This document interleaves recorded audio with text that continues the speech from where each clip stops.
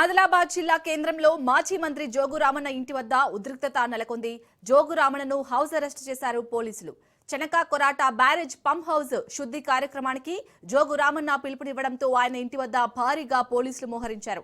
ఈ నేపథ్యంలోనే కాంగ్రెస్ ప్రభుత్వంపై పోలీసులపై ఆగ్రహం వ్యక్తం చేశారు. సీఎం రేవంత్ రెడ్డి నిన్న ప్రారంభించిన కొరాట చెనక బ్యారేజీకి ఒక్క రూపాయి ఇవ్వలేదని, నయా పైసా ఇవ్వకుండా ఎలా ప్రారంభించారని జోగు రామన్న ప్రశ్నించారు. చెనాక కొరాట బ్యారేజ్ ని సీఎం మలినం చేశారని, దాన్ని శుద్ధి చేసే కార్యక్రమం పెట్టుకుంటే పోలీసులు ఎక్కడికక్కడ అడ్డుకుంటున్నారని ఆగ్రహం వ్యక్తం చేశారు. పోలీసులు కూడా కాంగ్రెస్ కార్యకర్తల్లాగా వ్యవహరిస్తున్నారన్నారు.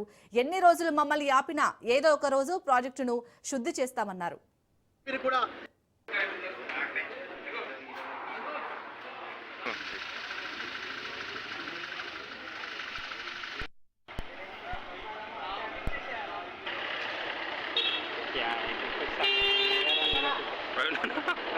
అంటే రైతుల డిమాండ్ మేరకే 25,000 ఎకరాలు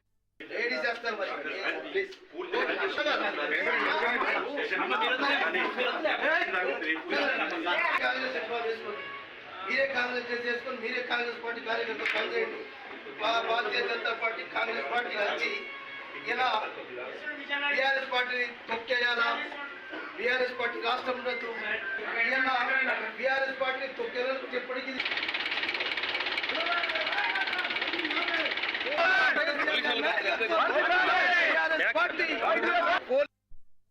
మేము 2023 ఎన్నికల కంటే ముందు ఏ పనులు ఏ దశలో అయితే మిగిలిపోయి ఉన్నాయో అవి అట్లనే ఉన్నాయి. నువ్వు నయా పైసా ఖర్చు చేయకుండా మరి ఈ రకంగా నువ్వు వచ్చి ఎందుకు ఈ పంప్ హౌస్ ను ప్రారంభిస్తున్నావు అని చెప్పి, నీ పంప్ హౌస్ ప్రారంభించడం వల్ల ఒక రైతు పొలానికి కూడా 1 ఇంచు భూమి కూడా నీటితోటి తడవనటువంటి పరిస్థితి.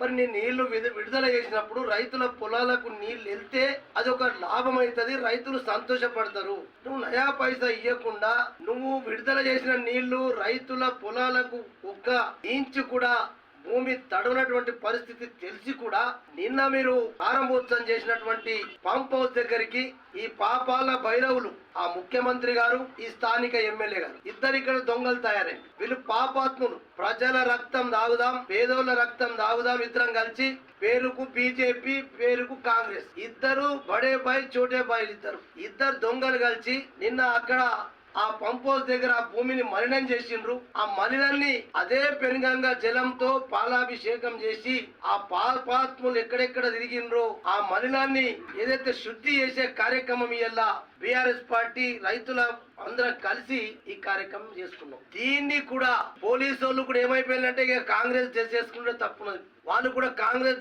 చేసుకుంటే సరిపోతుంది. నేను ఇక్కడ ఉన్నటువంటి పోలీసులు అందరికీ చెప్తున్నా, మీరు కూడా రేపటి నుంచి కాంగ్రెస్ యూనిఫామ్ వేసుకోండి. కాంగ్రెస్ యూనిఫామ్ వేసుకొని మీరు కాంగ్రెస్ కార్యకర్తలు లెక్కన పనిచేయండి. ఏం చేస్తారా పోలీసు వాళ్ళు వచ్చి ఎందరు మంది పోలీసులను పెట్టి మమ్మల్ని ఆపుతారు? మీరు ఇయ్యాల ఓకే, ఇయ్యాల పోకపోవచ్చు, ఏ రోజైనా ఒక రోజు ఖచ్చితంగా వెళ్తాం అక్కడికి. మీరు ఎన్ని రోజులు పోలీసులు మా దగ్గర పెడతారో, పోలీసులు రోజు ఉన్నామా ఎంబడి అక్కడ మాత్రం ఆ పాపాల భైరవులు కాంగ్రెస్ బీజేపీ. ఇక ఆదిలాబాద్ జిల్లా కేంద్రంలో అయితే మాజీ మంత్రి జోగు రామన్న ఇంటి వద్ద ఉద్రిక్తత నెలకొంది. జోగు రామన్నను ఇటు పోలీసులు అయితే అరెస్ట్ చేశారు. దీనికి సంబంధించి పూర్తి డీటెయిల్స్ ని మా ప్రతినిధి శ్రీనివాస్ అందిస్తారు. శ్రీనివాస్, నిన్న రాష్ట్ర ముఖ్యమంత్రి ప్రారంభించిన కొరాటా చెరక బ్యారేజ్ కు 1 రూపాయి కూడా ఇవ్వకుండా రాష్ట్ర ముఖ్యమంత్రి ప్రాజెక్టు ప్రారంభించడం ఇది అన్యాయం. ఇది మొత్తం బీఆర్ఎస్ పార్టీ వాళ్ళు చేసిందే. ఇప్పుడు ఈయన చేస్తున్నాడు. అయితే ఇది అశుభ్రమైందని చెప్పేసి శుద్ధి కార్యక్రమాన్ని ఈ రోజు మాజీ మంత్రి జోగు రామన్న, బీఆర్ఎస్ నాయకుడు మాజీ మంత్రి జోగు రామన్న కార్యక్రమం చేపట్టిండు. అయితే ఈ కార్యక్రమానికి అనుమతి లేదని చెప్పేసి ఆల్రెడీ ఆదిలాబాద్ జిల్లా మొత్తం 30 యాక్ట్ ఉంది. 30 యాక్ట్ అంటే అనుమతి లేని ధర్నా కానీ, రస్తారో కానీ, ఎవి కానీ ప్రభుత్వ ఆటంకం కలిగించదు, ప్రజలకు ఆటంకం కలిగించదు ఆ యాక్ట్ ఉంది. ఆ యాక్ట్ ఉండగా మీరు చేయడం తప్పు, మీరు పిలుపునివ్వడం తప్పని చెప్పేసి పోలీసులు జోగురామన్ ఇంటి నుంచి అతన్ని అరెస్ట్ చేసి 1 టౌన్ కి అయితే తీసుకుపోవడం జరిగింది. అయితే ఈ సందర్భంగా జోగు రామన్న మాట్లాడుతూ వీళ్ళు 1 రూపాయి అయ్యలేరు, మళ్ళీ పైగా దానికి రామచంద్రరావు రెడ్డి పేరు పెట్టడం ఎంతవరకు సమంజసం, వీళ్ళు కేవలం కాంగ్రెస్